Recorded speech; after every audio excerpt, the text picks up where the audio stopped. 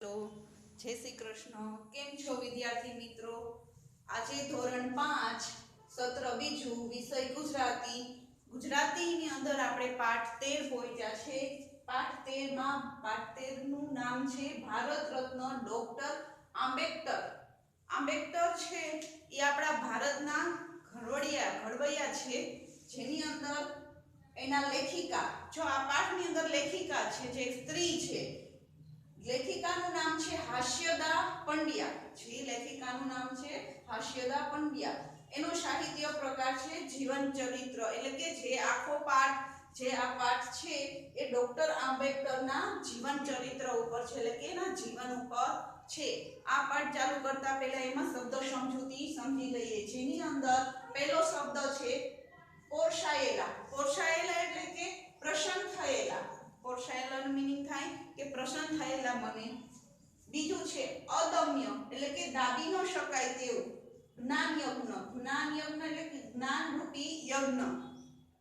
ફુરસદ. ફુરસદ એટલે કે વધારાનો સમય, નવરાશ. દુર્લભ. દુર્લભનો શબ્દ થાય છે સહેલાઈથી ન મળે તેવું, એટલે એને કહેવાય દુર્લભ. પાક્ષિક એટલે કે દર પખવાડિયે પ્રકાશિત થતું સામાયિક.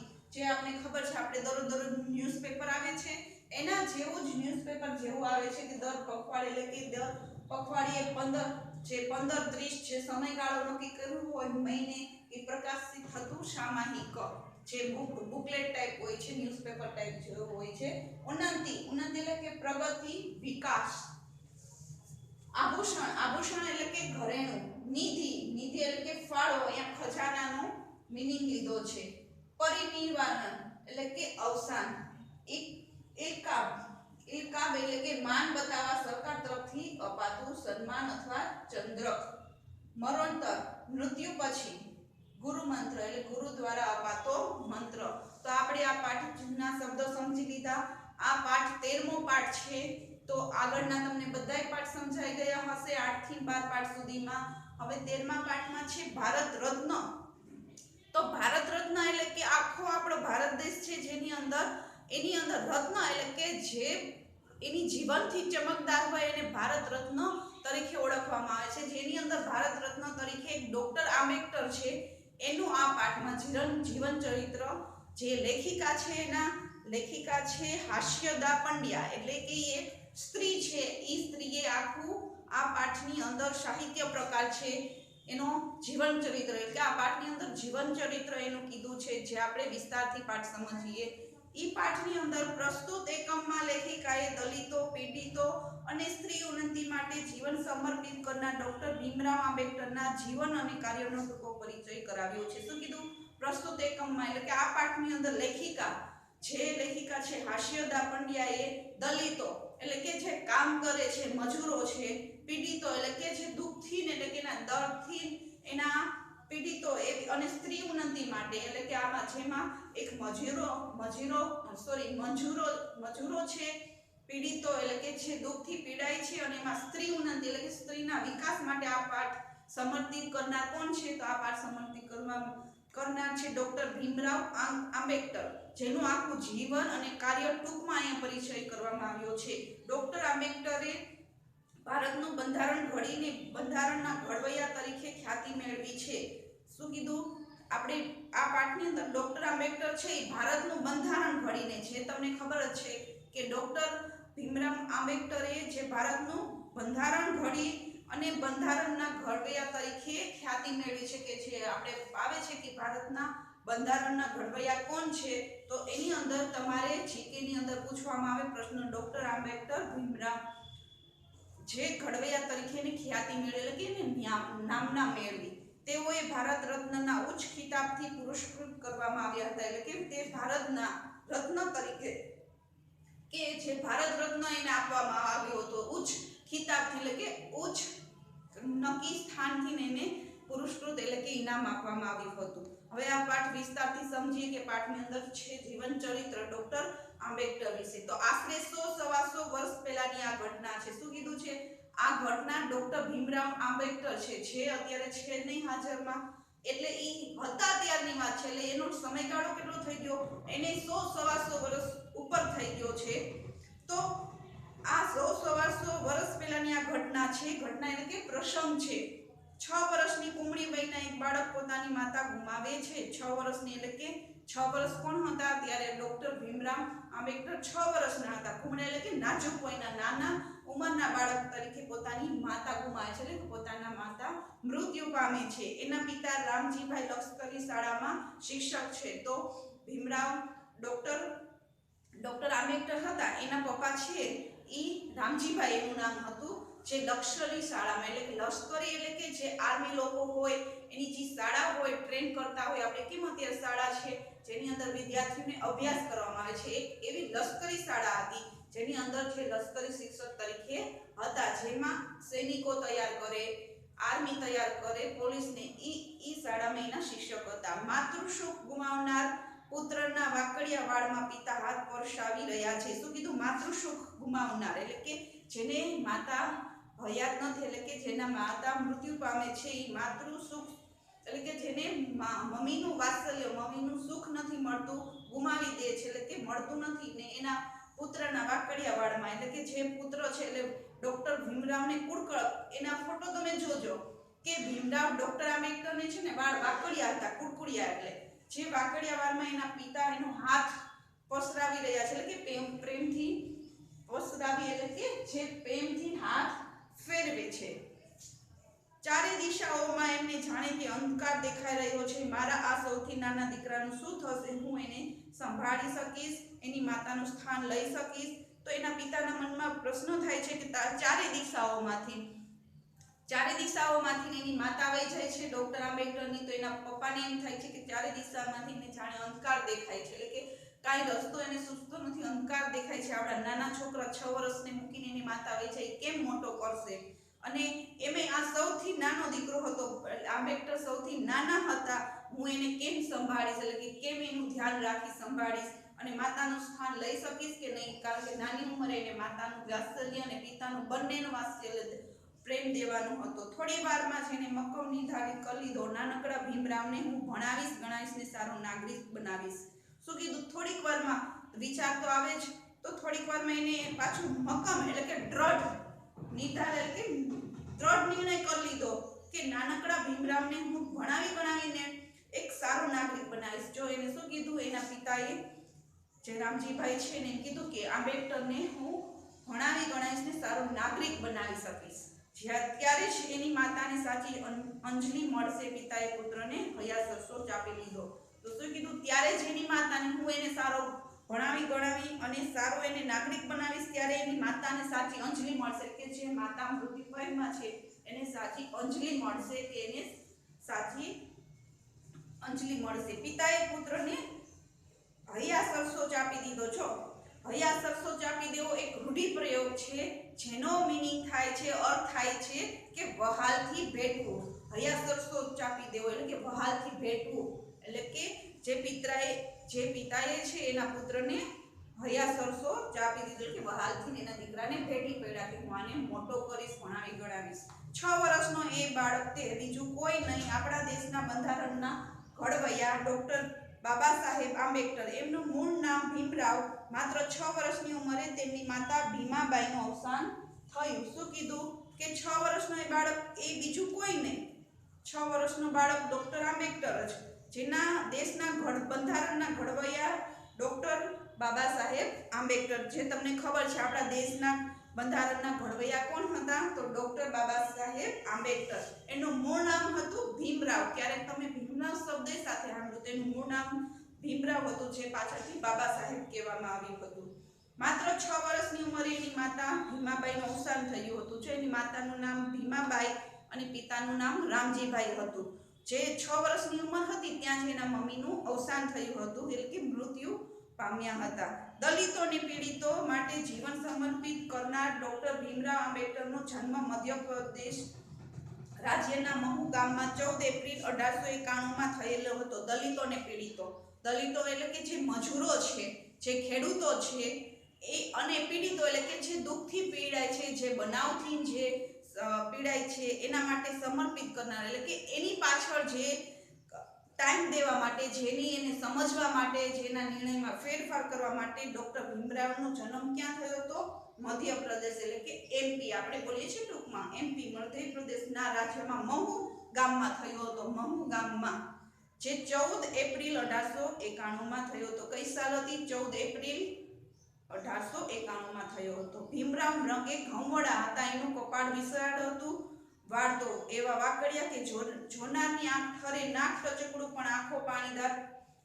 શું કીધું? ભીમરાવનો રંગ કેવો? ઘઉંવડો એટલે કે આપણા જેવા છે. ઘઉંવડા એટલે કે જે તમને ખબર જ હશે કે ઘઉંવડા એટલે કે સામાન્ય રંગ હતો. કપાળ એનું વિશાળ હતું. કપાળ એટલે કે કપાળ બહુ જ મોટું હતું. એમાંય પાછા વાળ એવા વાકડિયા કે જોનારની આંખ ઠરે, કે વાળ એવા વાકડિયા હતા કે વાલા લાગે, કે જો છોકરાને જોતા રહીએ. અને નાકે એમાં પાછું કેવું? નાક ટચકડું નાનું, અને આંખોય પણ પાણીદાર એટલે કે આંખોય પણ એવી કે પાણીદાર, જેની અંદર ઉત્સાહ જોવા મળે, નવી ચેતના જોવા મળે એવી પાણીદાર.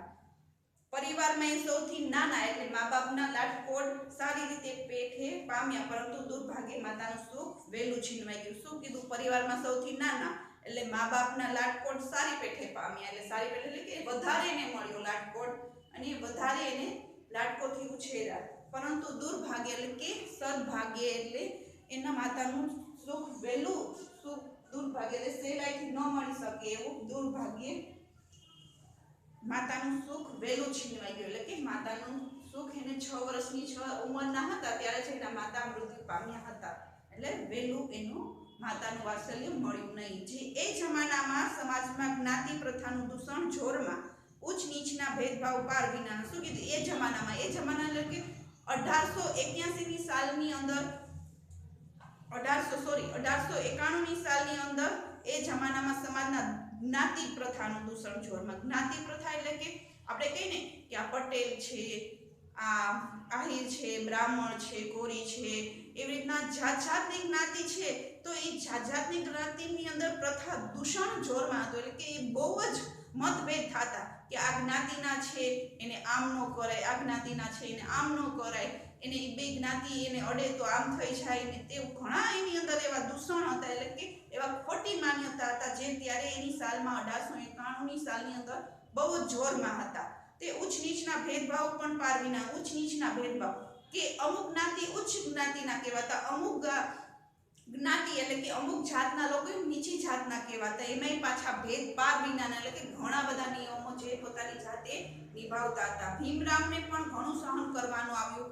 ભણવામાં તેજસ્વી એવા ભીમરાવને આ અપમાનથી ખૂબ જ લાગી આવતું. શું કીધું? ભીમરાવને પણ ઘણું સહન કરવાનું આવ્યું કે જ્ઞાતિ વિશે તો ભેદભાવ ઘણા હતા ત્યારે, એમાં ભણવામાં કેવા હતા? તેજસ્વી. અને ભીમરાવ આ અપમાનથી ખૂબ જ લાગતો. એને જ્ઞાતિના ભેદભાવ થતા, જ્ઞાતિ પ્રથા જે હતી એ એને ગમતી નહીં, એનેથી એને અપમાન ખૂબ જ લાગી આવતું હતું. અને એ સમયે આવડત નહોતી જોવાતી પણ જ્ઞાતિ જોવામાં આવતી હતી. એ વાત એને ભારે કંઠતી હતી. શું કીધું? એ સમયે એની આવડત ન જોવા, કે કોઈ પણ માણસ હોય એની આવડત ન જોઈ કે આ છોકરો આટલું કામ કરે છે, આ વ્યક્તિ આટલું કામ કરે છે, આ છોકરી કે આ વ્યક્તિ, આ સ્ત્રી આટલું કામ કરે, એ જોવામાં આવતું નહોતું. પણ એ જ્ઞાતિ જોવામાં આવતી કે આ જ્ઞાતિ છે તો એનું કામ પહેલા. એ વાત એને ભારે કંઠતી, એટલે એ વાત એને બહુ જ ખૂંચતી કે આવું કેમ ભેદભાવ. પોતે મોટો થઈને આ અન્યાયનો વિરોધ કરશે એવો સંકલ્પ કરેલો ને રત્ન તે કંઈક ઢાંક્યું રહે. શું કીધું છે? કે મોટો થઈને આ અન્યાયનો વિરોધ કરશે, કે આ જ્ઞાતિ પ્રથાનો એ વિરોધ કરશે, કે આ જ્ઞાતિ આવું થશે એવું તો એ વિરોધ કર્યા વગર રહેશે જ નહીં. એવો એને મનમાં સંકલ્પ એટલે કે નિર્ણય લીધો. અને રત્ન કંઈ ઢાંક્યું એટલે કે રત્ન એટલે કે જે તમે જોતા હશો રત્ન હોય પ્રકાશ થાય, કોઈ દી તમે ઢાંકી દો તો એની તળમાંથી એનો પ્રકાશ બહાર આવે. તો એવી રીતના આની આ વાક્યમાં એમ કીધું કે રત્ન કંઈ ઢાંક્યું રહે, એટલે કે રત્ન કંઈ ઢાંક્યું રહે નહીં. ભીમરાવની પ્રતિભાથી પોરસાયેલા વડોદરાના મહારાજ સાહેબજી રાવ ગાયકવાડે એને ઉચ્ચ અભ્યાસ માટે શિષ્યવૃત્તિ આપી. પછી તો જાણે ભીમરાવના પગે પાંખો જ ફૂટી. શું કીધું? ભીમરાવની પ્રતિભાથી એટલે કે આવું નવ કરવાથી, નવ એને એની પ્રતિભાથી એટલે કે પોરસાયેલા એટલે કે પ્રસન્ન થયેલા. કોણ પ્રસન્ન થયેલું? ભીમરાવની પ્રતિભાથી પ્રસન્ન થયેલા વડોદરાના મહારાજા જે સયાજીરાવ ગાયકવાડ હતા એનાથી પ્રભાવિત થઈ ગયા. કોનાથી પ્રભાવિત થઈ ગયા? ડોક્ટર આંબેડકર, ભીમરાવ આંબેડકરથી પ્રભાવિત થઈ ગયા. અને વડોદરાના મહારાજા સયાજી ગાયકવાડ એને ઉચ્ચ અભ્યાસ કરવા માટે એટલે કે ઉચ્ચ અભ્યાસ એટલે કે આગળ ભણવા માટે એને શિષ્યવૃત્તિ આપી. શિષ્યવૃત્તિ એટલે કે છે અભ્યાસ પાછી જે રકમ અપાય છે એને શિષ્યવૃત્તિ કહેવામાં આવે છે. પછી તો ભીમરાવને પગે પાંખો ફૂટી. જો પગે પાંખે જ ફૂટી તો આ એક રૂઢિપ્રયોગ આવ્યો. એનો મીનિંગ એવો, એનો અર્થ એવો થાય છે કે ખૂબ જ ઉત્સાહમાં આવી જાઓ. એને શિષ્યવૃત્તિ વડોદરાના મહારાજે આપી એટલે તો એને તો જાણે પગે પાંખો ફૂટી ગયો, એટલે કે ખૂબ જ ઉત્સાહમાં આવી ગયા. પછી તો સ્નાતક થયા. પછી ભીમરાવને વધુ અભ્યાસ માટે વિદેશ જવાની તક પણ સાંપડી. સ્નાતક થયા, સ્નાતક એટલે કે કોલેજ પૂરી થઈ ગઈ. તી પછી ભીમરાવને વધુ અભ્યાસ માટે, એનાથી બી વધુ અભ્યાસ માટે ગ્રેજ્યુએટ પૂરું થઈ ગયું. આપણે કહીએ ને સ્નાતક એટલે ગ્રેજ્યુએટ, ગુજરાતીમાં એને સ્નાતક કહેવાય. જે કોલેજ પૂરી થઈ ગઈ એના પછી વધુ અભ્યાસ કરવા માટે એને વિદેશ જવાની તક પણ સાંપડી, એટલે કે વિદેશ જવાની તકે પણ એને મળી. ચોમેર અંધકારમાં જાણે ઉજાસનું એક કિરણ પ્રગટ્યું. વિદેશમાં પણ ભીમરાવ એવા જ વિદ્યાપ્રેમી રહ્યા. શું કીધું? ચોમેર અંધકારમાં એટલે કે ચારે બાજુ અંધકારની અંદર જાણે ઉજાસનું એક કિરણ, કે એકદમ અંધારું હતું ચારે બાજુ, એમાં એક ઉજાસનું કિરણ, એટલે અજવાળાથી જાણે એક કિરણ કેમ પ્રગટ્યું હોય એમ વિદેશમાં પણ ભીમરાવ એવા જ વિદ્યાપ્રેમી રહ્યા. એટલે કે વિદેશ ગયા તો એ જ વિદ્યાપ્રેમી ત્યાં જઈને એના કલ્ચરમાં પડી ગયા નહીં, એટલે એ વિદ્યાપ્રેમી તો રહ્યા જ. પાર વિનાની આર્થિક તંગી હોવા છતાં પેટે પાટા બાંધીને તેઓ સંદર્ભ ગ્રંથોની ખરીદી કરતા. શું કીધું? પાર વિનાની આર્થિક તંગી. પાર વિનાની આર્થિક તંગી એટલે આર્થિક એટલે કે પાર વિના એટલે ઘણું બધું એને આર્થિક એટલે કે પૈસા બાબતે એને ઘણી પાર વિનાની તંગી થતી, એટલે કે ખેંચ પડતી એને પૈસા બાબત. તોય તંગી હતી તોય પેટે પાટા બાંધી રૂઢિપ્રયોગ પાછો આવ્યો. પેટે પાટા બાંધીને એટલે કે ખૂબ જ દુઃખ વેઠીને, કારણ કે એને તો આર્થિક રીતે બહુ સંકળામણ થાય, એટલે કે પૈસા બાબતે બહુ જ એને દુઃખ વેઠવું પડતું હતું. તોય તેઓ સંદર્ભ ગ્રંથોની ખરીદી કરતા. ગ્રંથોની એટલે કે જે પુસ્તકો હોય છે વાંચવા માટેના, એની ખરીદી કરતા. ભીમરાવ હવે તો ડોક્ટર ભીમરાવ આંબેડકર બની ગયા. શું કીધું? ભીમરાવ તો શું થઈ ગયા? ડોક્ટર ભીમરાવ આંબેડકર બની ગયા, કારણ કે એને ડિગ્રી લઈ લીધી ડોક્ટરની. જે વિદેશ ગયા પછી એને કોલેજ પછીનો જે અભ્યાસ કર્યા ભીમરાવમાંથી હવે ડોક્ટર ભીમરાવ આંબેડકર બની ગયા, જેમાં MA, PhD, ડી.લિટ સુધીની પદવી એમને પ્રાપ્ત કરી લીધી. તો આટલી બધી એની ડિગ્રીઓ, પદવી એટલે કે ડિગ્રી, એને એટલી ડિગ્રીઓ લઈ લીધી. કાયદો અને અર્થશાસ્ત્રનો અભ્યાસ એમણે લંડન જઈને કર્યો. શું કીધું? કાયદો. આપણે અહીંયા જોઈએ છે ને કાયદાને ભણવાનું હોય છે ને અર્થશાસ્ત્રનો અભ્યાસ, તો કાયદા અને અર્થશાસ્ત્રનો અભ્યાસ એને લંડન જઈને કર્યો. પછી વિદેશમાં પણ ગયા, એમાં પાછા લંડન ગયા. ડોક્ટર આંબેડકરની પુસ્તક પ્રીતિ વિશે જાણીને તો આપણે આનંદ સાથે નવાઈ પણ થશે. સમયનું મૂલ્ય તેઓ સમજ્યા હતા અને એટલે જ એમનો ફુરસદનો સમય વાંચનમાં જ વ્યતીત થતો. શું કીધું? ડોક્ટર આંબેડકર પુસ્તક પ્રીતિ એટલે કે પુસ્તક પ્રત્યેનો લગાવ, એટલે કે બુક પ્રત્યેનો લગાવ હતો. એ વિશે જાણીને એને આપણે આનંદ સાથે નવાઈ થશે. એટલે એને પુસ્તક સાથે એટલો બધો લગાવ હતો, પ્રીતિ હતી, એટલે કે એની સાથે એટલો લગાવ હતો. એના વિશે જાણીને આપણે આનંદ સાથે નવાઈ થશે. એટલે આપણે આનંદ એટલે કે ખૂબ ખુશ થઈશું ને નવાઈ લાગશે કે સમયનું મૂલ્ય તેઓ સમજ્યા હતા. શું કીધું? સમયનું મૂલ્ય એટલે કે એને સમય એટલે ટાઈમ મળે, ગમે ત્યારે સમય મળે એ સમજતા હતા કે એક મિનિટ કિંમતી છે. એ હંમેશા સમયની કિંમત કરતા અને તેઓ સમજતા હતા. એટલે જ એને ફુરસદનો સમય, ફુરસદ એટલે કે જ્યારે નવરાશ એટલે કે વધારાનો સમય મળે ત્યારે એ સમયમાં વાંચનમાં વ્યતીત રહે. એટલે કે વાંચન એટલે કે બુક બધી વાંચતા જ. હંમેશા એ નવરાશ પડે, વધારાનો સમય હોય ત્યારે વ્યતીત એટલે કે વાંચવામાં સમય કાઢતા.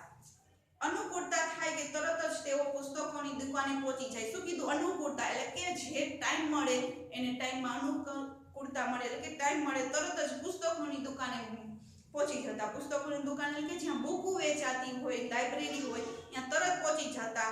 આશરે 2000 જેટલા દુર્લભ ગ્રંથોનો એમણે સંગ્રહ કર્યો હતો. શું કીધું?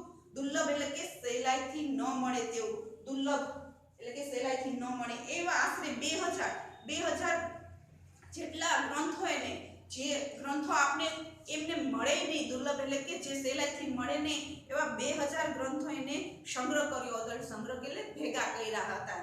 શું કામે? એને કે વાંચવા માટે એને પુસ્તક પ્રીતિ બહુ હતી, એટલે કે પુસ્તક એટલે બુક વાંચવા માટેનો લગાવ બહુ જ હતો. પેટની ભૂખ વેઠીને પણ પુસ્તક ખરીદનાર વ્યક્તિ મહાન કાયદાશાસ્ત્રી ન બને તો નવાઈ શું? શું કીધું? પેટની ભૂખ એટલે કે એનાથી એને ભૂખ્યું રહેવાય છે, પણ એને પુસ્તક તો ખરીદી જ લેશે. શું કીધું? કે એ ભૂખા રહેશે પણ પુસ્તક ખરીદનાર વ્યક્તિ તો મહાન કાયદાશાસ્ત્રી ન બને તો નવાઈ શું? જે ભૂખા રહીને પુસ્તક ખરીદનાર વ્યક્તિ હોય તો એ મહાન કાયદી શાસ્ત્રી ન બને તો એમાં કઈ નવાઈ નથી, એટલે કે કઈ નવીન ન કહેવાય. ડોક્ટર બાબા સાહેબ તો એવા પુસ્તક પ્રેમી કે દુર્લભ પુસ્તક મેળવા વહેલી સવારે માઇલો લગી ચાલીને વાચનાલયે જાય. શું કીધું? ડોક્ટર બાબા સાહેબ ઈ એવા પુસ્તક પ્રેમી હતા કે દુર્લભ પુસ્તક એટલે કે જે સહેલાઈથી ન મળે એવા પુસ્તક મેળવવા માટે વહેલી સવાર માઇલો એટલે જાજુ બધું અંતર કાપવું હોય એટલે માઇલો કહેવામાં આવે છે. તે ચાલીને વાચનાલયે જાય. વાચનાલય એટલે કે જે લાઇબ્રેરી હોય ત્યાં જાય અને મોડે સુધી વાંચે. વાચનાલયમાં બેસીને વાંચ્યા જ રાખે, લાઇબ્રેરીમાં બેસીને વાંચ્યા જ રાખે અને ત્યાંથી પાછા આવે તો એ પાછું વાંચીને આવ્યા હોય તો એ પાછું આવીને વાંચે. અને છે ને નવાઈ ભરી વાત શું કે છે, પાછું વાંચવા ગયા હોય તો એ પાછું ઘરે આવીને વાંચે. તો નવીન જ વાત કહેવાય ને કે આટલું બધું એ કરે છે. તો એની અંદર આપણે જોઈએ તો એ મહાન કાયદા શાસ્ત્રી બને તો નવાઈ નથી, કારણ કે પુસ્તક પ્રેમી હતા અને આટલું કરતા જે પોતાની ભૂખ વેઠીને પણ પુસ્તક પ્રત્યે એને પ્રીતિ જાજી હતી, પુસ્તક પ્રત્યેનું પ્રેમ જાજો હતો. સંઘર્ષો વેઠીને આટલું ઊંચા દરજાનું શિક્ષણ મેળવ્યા પછી ડોક્ટર ભીમરાવને નોકરી તો મળી, પરંતુ એ વખતના આપણા સામાજિક દૂષણ અસ્પૃશ્યતાનો પણ કડવો અનુભવ થયો. શું કીધું? સંઘર્ષો વેઠીને. સંઘર્ષ એટલે કે જેને અડચણો થયું હોય આગળ ભણવામાં, નોકરીઓમાં, જે બહાર પુસ્તકો વાંચવા જવામાં, ઘણા બધા એને સંઘર્ષો કે બધી મુશ્કેલી વેઠીને એટલે કે મુશ્કેલીઓ પાર કરીને ઊંચા દરજાનું શિક્ષણ મેળવ્યા પછી તો એને ઘણું બધું શિક્ષણ મળ્યું. કેટલી બધી ડિગ્રી, પીએચડી થયા, એમએ થયા, ડીલિટ કર્યું. એ બધી ડિગ્રી એટલે કે ઊંચા દરજાનું શિક્ષણ મેળવ્યા પછી પણ ડોક્ટર ભીમરાવને નોકરી તો મળી ગઈ. શું કીધું? નોકરી તો મળી ગઈ, પણ એ વખતમાં સામાજિક દૂષણો એટલે કે જે જ્ઞાતિ પ્રથાનું અને સમાજમાં આવતા પ્રશ્નો જે આવતા હતા એનું દૂષણ એને કડવો અનુભવ થતો હતો. શું થતો હતો? કડવો અનુભવ એટલે કે એને ખરાબ લાગતું હતું, એ બધું સાંભળવું પડતું હતું. તે એટલે સુધી જ એમની ઓફિસનો પટાળો પણ એમની સાથે ગેરવર્તન કરતો હતો. ડોક્ટર આંબેડકરને થતું કે પોતે ભણી ગણીને સારી જગ્યાએ નોકરી કરે છે, છતાં તો આ રીતે અપમાનિત થવું પડતું હોય તો પછી મારા અભણ અને આર્થિક રીતે નબળા જ્ઞાતિ બંધુઓની સ્થિતિની તો વાત જ શી કરવી.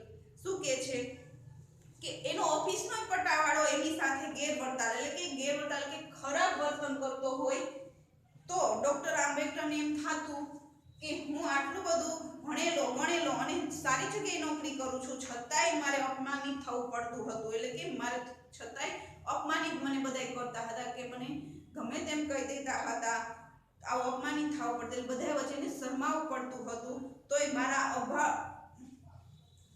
આ અભણ અને આર્થિક રીતે નબળા બંધુનું શું થતું? શું કહેતા હતા? મારે આટલું ઉચ્ચ શિક્ષણ લીધું હતું તો એ મારે પટ્ટાવાળા એની ખરાબ વર્તન કરતો, બધા સાથે એમને અપમાનિત થતું. આવો ભણી ગયેલો મારે અપમાનિત થવું પડે તો પછી બીજા અભણ એટલે કે જે ભણ્યા નથી, અભણ છે અને આર્થિક રીતે નબળા, આર્થિક એટલે જે પૈસામાં કાંઈ છે નહીં એ લોકો પાસે, અભણ ને આર્થિક રીતે એ નબળા છે જ્ઞાતિબંધુ, એટલે કે જે નબળા છે જ્ઞાતિબંધુ, ત્યારે જ્ઞાતિનું દૂષણ વધારે હતું. એટલે કે જ્ઞાતિબંધુનું સ્થિતિની તો વાત જ પૂછવીશું. આપણે તો આટલા ભણેલા ગણેલા તોય આટલું ગેરવર્તન થાય છે તો બિચારા અભણને એનું શું થતું હશે, એવી એની આંબેડકરની ચિંતા થાય છે. આ તો સામાજિક અન્યાય કહેવાય. સાંભળીને શું કહે છે કે આ તો સામાજિક એટલે કે સામાજિક અન્યાય કહેવાય. જે માનવ માત્ર સમાન છે, કોઈ ઊંચું કે નીચું નથી, તો પછી આવું કેમ? તેમણે મૂકનાયક નામનું એક પાક્ષિક શરૂ કર્યું. શું કીધું? માનવ માત્ર સમાન છે. માનવ એટલે કે ગમે તે માણસ હોય, ગમે તે જ્ઞાતિનો હોય તો સમાન જ છે, એટલે કે સરખો છે. દરેક માણસ સરખા જ છે, જેમાં જ્ઞાતિનો ભેદભાવ કરવાનો હોતો જ નથી. તો કોઈ ઊંચું નથી, કોઈ નીચું નથી, તો પછી આવું કેમ? એટલે આવું કેમ? આવા બધા પ્રશ્ન મનમાં થયા અને એને એક અંતે મૂકનાયક નામનું એક પાક્ષિક શરૂ કર્યું. મૂકનાયક તો એક નામ છે, જેમાં આપણે અત્યારે જોઈએ કે સંદેશ, ગુજરાત સમાચાર, એવી રીતના એક મૂકનાયક નામનું એમને પાક્ષિક શરૂ કર્યું. પાક્ષિક એટલે કે દર અઠવાડિયે પ્રકાશિત થતું સામાયિક, જે તમે જોતા હશો અત્યારે તો ઘણા બધા પાક્ષિક આવે છે, એટલે કે દર પખવાડિયે મહિને અમુકના ઘરે તો અલગ હોય, બધાને જેવી ફેસિલિટી એ પ્રમાણે જેને બંધાવ્યા હોય, લવાછમ ભર્યા હોય એ પર એને અઠવાડિયે, મહિને 15 દી દર પખવાડિયે એટલે કે જે દર 15 દી પ્રકાશિત થતું સામાયિક. માત્ર લેખ કે પુસ્તકો લખીને તેઓ અટકી ન ગયા, કર્મશીલ પણ બન્યા. શું કીધું? ખાલી એને આવા લેખ લખ્યા નહીં કે લેખ એટલે કે જેના વિચારો છે લેખ દ્વારા લખ્યા, પુસ્તકો લખ્યા, એ એટલું લખીને અટકી ન ગયા પણ કર્મશીલ બન્યા, એટલે કે જે વિચાર આવે છે એને લખ્યો પુસ્તકને લેખ દ્વારા, પણ એટલાથી અટકા નહીં, એને કર્મશીલ બન્યા, એટલે કે જે લખે છે એ કાર્યથી શીલ એટલે કે એ કાર્ય કરતા થયા. 20 જુલાઈ 1924 ના રોજ એમણે બહિષ્કૃત હિતકારી સભા નામની સંસ્થાની સ્થાપના કરીને આ સંસ્થા દ્વારા સામાજિક ઉત્થાનની અને અનેક પ્રવૃત્તિઓ થવા લાગી. શું કીધું? 20 જુલાઈ 1924 ના રોજ એને શું કર્યું? એક સભા બોલાવી. કે સભાનું નામ શું હતું? બહિષ્કૃત હિતકારી સભા હતી. સભાનું નામ હતું, એની સંસ્થાની સ્થાપના કરી. આ સંસ્થા દ્વારા સામાજિક ઉત્થાનની અનેક પ્રવૃત્તિઓ થવા લાગી. સામાજિક ઉત્થાન એટલે કે જે સમાજની અંદર ચેન્જીસ કરવા પડે છે, જે નવા વિચારો લાવવા પડે છે, એની સ્થાપનાની અનેક પ્રવૃત્તિઓ થવા લાગી. છાત્રાલયો, વાચનાલયો, શૈક્ષણિક વર્ગો અને સ્વાધ્યાય મંડળો પણ ખોલવામાં આવ્યા. શું કીધું? છાત્રાલય એટલે કે જે હોસ્ટેલમાં કામ કરે છે એને છાત્રાલય, જે હોસ્ટેલમાં ભણે છે એ છાત્રાલય કહેવામાં આવે છે. છાત્રાલયો, વાચનાલયો, શૈક્ષણિક વર્ગો એટલે કે જે લાઇબ્રેરીમાં વાંચે છે વાચનાલયો, અને શૈક્ષણિક વર્ગ જે સ્કૂલોની અંદર વર્ગો એટલે ક્લાસ ચાલતા હોય, અને સ્વાધ્યાય મંડળો પણ ખોલવામાં આવ્યા. જે સ્વાધ્યાય મંડળો કે અત્યારે જાતના સ્વાધ્યાય મંડળો છે એ બધું ખોલવામાં આવ્યું છે, ભીમરાવ આંબેડકર દ્વારા ખોલવામાં આવ્યું હતું. સાથે સાથે પ્રજાની આર્થિક સ્થિતિ સુધારવાના આશયથી ઔદ્યોગિક અને કૃષિ વિષયક શાળાના આ સંસ્થા ચલાવવા લાગી. શું કીધું? એની સાથે સાથે આટલું કર્યું ને એનાથી ને વધારે કર્યું. એને પછી સાથે સાથે પ્રજાની આર્થિક, પ્રજાને એટલે કે જે દેશમાં જે આજુબાજુમાં જે પ્રજા એટલે કે જે રહેતા હોય એની આર્થિક સ્થિતિ સુધારવા, એટલે આર્થિક એટલે છે કે પૈસા બાબતે એને સુધારવા માટે આશયથી ઔદ્યોગિક એકમો એટલે કે જેની અંદર ધંધો કરવાના નવા એને એકમો પણ ખોલી દીધા, અને કૃષિ વિષયક શાળાઓ સંસ્થા પણ ચલાવવા માંડી. એની ઔદ્યોગિક અને કૃષિ વિષયકની સંસ્થા પણ ચલાવવા લાગી. કૃષિ વિષયક એટલે કે જે ખેતી બાબતની, જે તમે જોતા હશો તે ખેતી બાબતનો અભ્યાસ હતો નહીં, પછી આગળ જતા ખેતી બાબતનો અભ્યાસ, કૃષિ એટલે કે ખેતી બાબતનો અભ્યાસ શરૂ કરવામાં આવ્યો. ઔદ્યોગિક એટલે કે જેની અંદર ધંધો કરી શકે આગળ, એ બધી સંસ્થા ચલાવવા લાગ્યા. શિક્ષણ વગર સમાજનો ઉત્કૃષ્ટ શક્ય જ નથી, એ સત્ય ડોક્ટર આંબેડકર સમજી ગયા હતા. શું કીધું? શિક્ષણ વગર ક્યારેય સમાજનો ઉત્કૃષ્ટ શક્ય જ નથી, એટલે કે સમાજ શિક્ષણની અંદર સમાજની અંદર તો શિક્ષણ તો પહેલા જ જોશે, એના વગર તો એનો વિકાસ શક્ય છે જ નહીં. એ સત્ય કોણ સમજી ગયા હતા? ડોક્ટર ભીમરાવ આંબેડકર સમજી ગયા હતા કે શિક્ષણની જરૂર જ છે સમાજની અંદર. સમાજની કેટલીક જ્ઞાતિઓની જેમ જ સ્ત્રીઓની સ્થિતિ પણ દયનીય હતી. શું કીધું? સમાજની અંદર અમુક એવી જ્ઞાતિ હતી જેમની અંદર સ્ત્રીઓની સ્થિતિ એટલે કે જેમાં સ્ત્રીઓ હતી એટલે કે જે નારીઓ હતી એની સ્થિતિ પણ દયનીય એટલે કે જે દયા આવે એવી હતી. ડોક્ટર સાહેબનું હૃદય આ જોઈને પીગળી જતું. શું કીધું? ડોક્ટર આંબેડકર સાહેબ હતું એનું આ હૃદય જોઈને પીગળી જતું હતું, એટલે કે જે આ બધું થતું જે સ્ત્રીઓ સાથે એ જોઈને એનું ડોક્ટર આંબેડકરનું હૃદય પીગળી જતું, એટલે કે એનાથી જોવાતું નહીં જે સ્ત્રીઓ સાથે અન્યાય થતો. તો અહીંયા સુધી, હવે બીજા લેક્ચરમાં મળશું. જય શ્રી કૃષ્ણ.